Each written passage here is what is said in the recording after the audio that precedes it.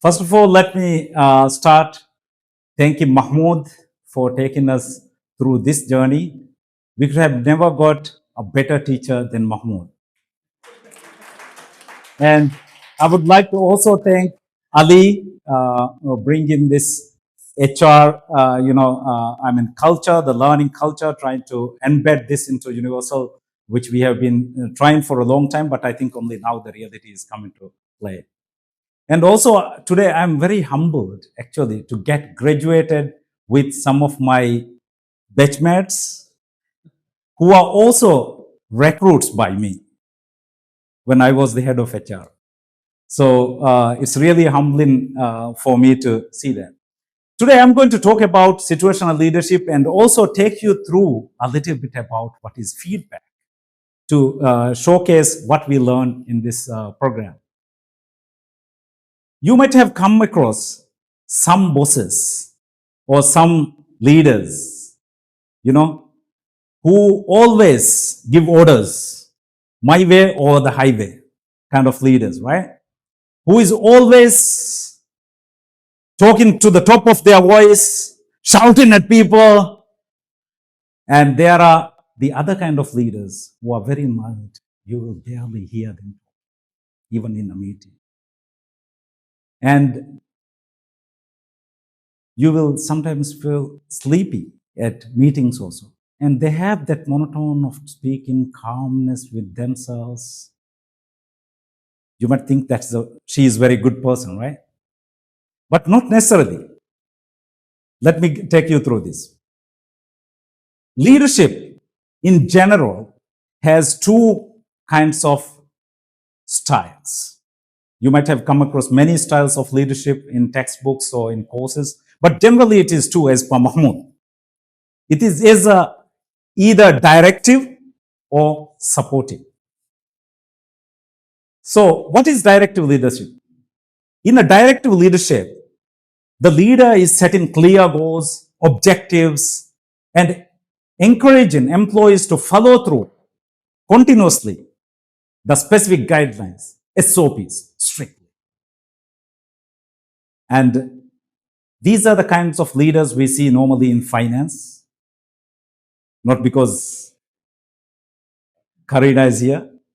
You have to follow the IFRSs, you have to follow the GAPs, you can't deviate from it, isn't it? Strict guidelines, strict reporting standards. But may not be very good for HR leaders who need to be a bit flexible on the off days and timing and reporting time to the office and stuff like that. And Ali is one of a very flexible leader, you'll see, right?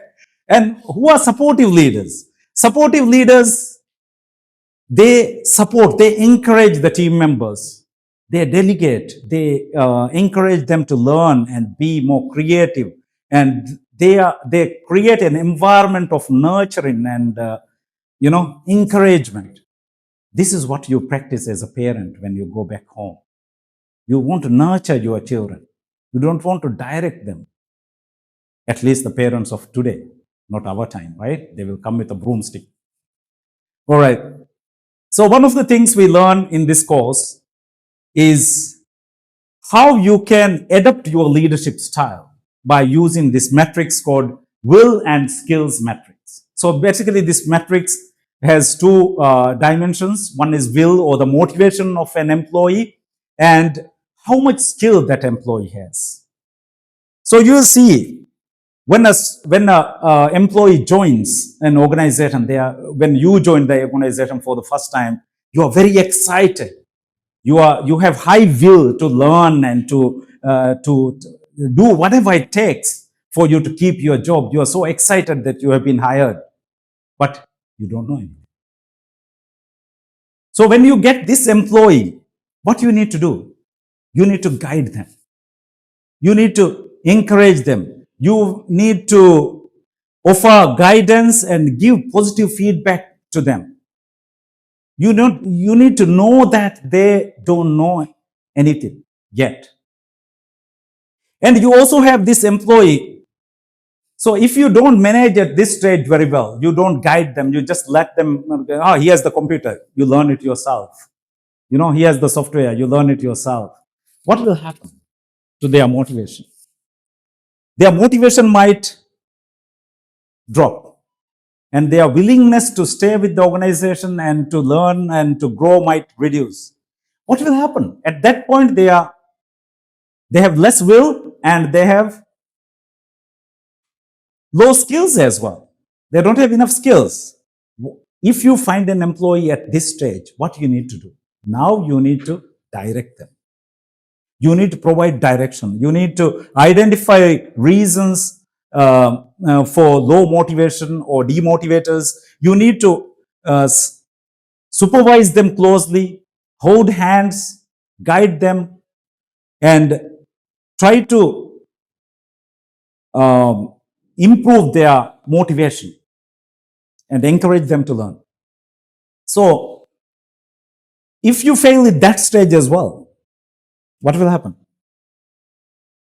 Most probably, this is the reason some employees quit after 3 months. Because there's a famous saying which says, employees never quit an organization, but they quit their boss or the leaders. So, as leaders, we have to be very careful what's the style we are using with each and every stage of their employment. So, there can be another, once they gain skills, they might be still not enough motivated. Maybe so you will find these kind of employees like after 3 years, after 2 years cycle. After every 2 years, they might fall into this cycle because they have already learned so many skills and things like that, but the company is not doing anything about it. They are not getting an increment, they are not getting a promotion. This is when they get demotivated and their willingness to work reduces. What you need to do at this stage? You need to do motivation, like our friends already explained. You need to use the external motivators and internal motivators and creating incentive schemes and boost their morale and motivation so that they become high performers. So you get that employee, like all of you, who are high in skill and who have high motivation to take this organization forward. And what you need to do at this stage, when you find an employee with high will and high skills, you need to delegate to them. You need to create a room for them to prosper. Let them make mistakes, but let them try at least. Don't ask them to let you read all their emails, which is going to others before it goes. Don't micromanage at that level. You need to at least empower them, praise them, motivate them at this stage. So now we come to feedback. Feedback is very important.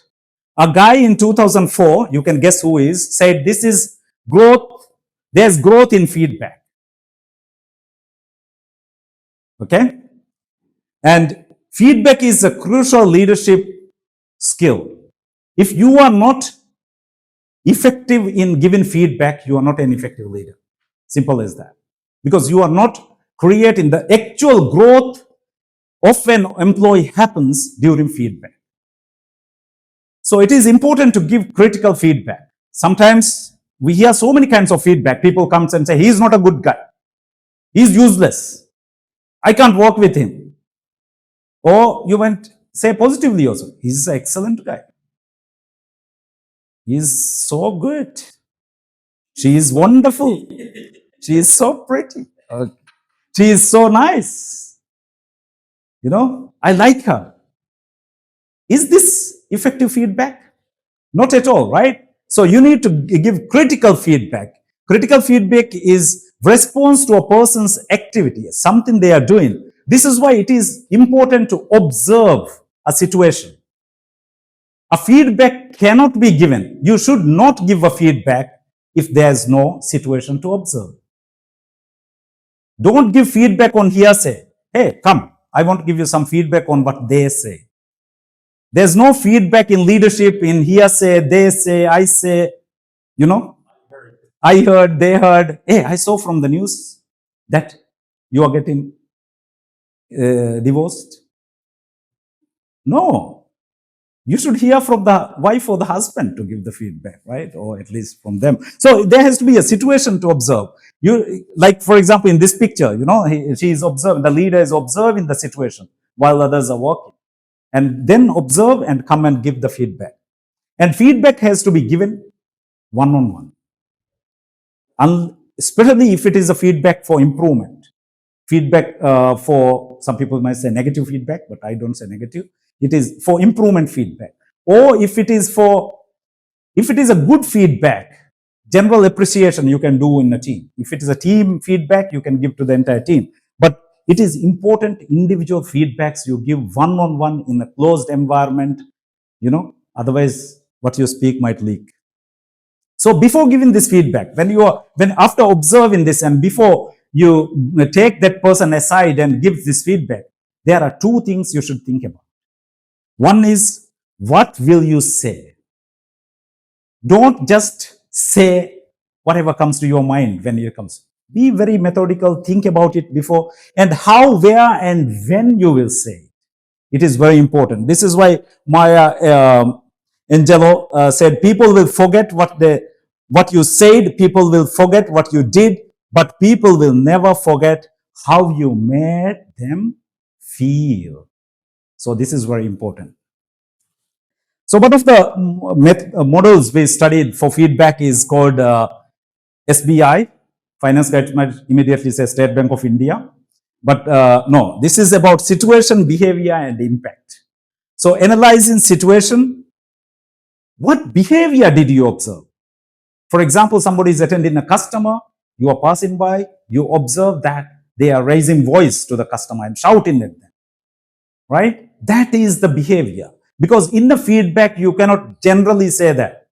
You can't just go and say, hey, Shihan, I don't like your beard. I don't like the way you're smiling today. If his smiling is important for his job, of course, this is the difference, right? And you should not also give feedback while somebody is in action, while customer is in front, you're going, hey, why are you shouting at me? No, you can't give feedback like that. You need to pause. Like I said before, you need to think when and how and where and what you are going to say. And also it is important when you are finishing giving feedback, tell them what is the impact. What is the impact on themselves? What is the impact on the organization, and what is the impact on you, their behavior as a team?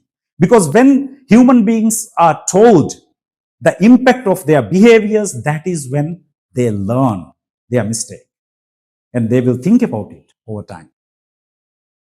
So that's all from me today. I hope you enjoyed my presentation. Thank you very much.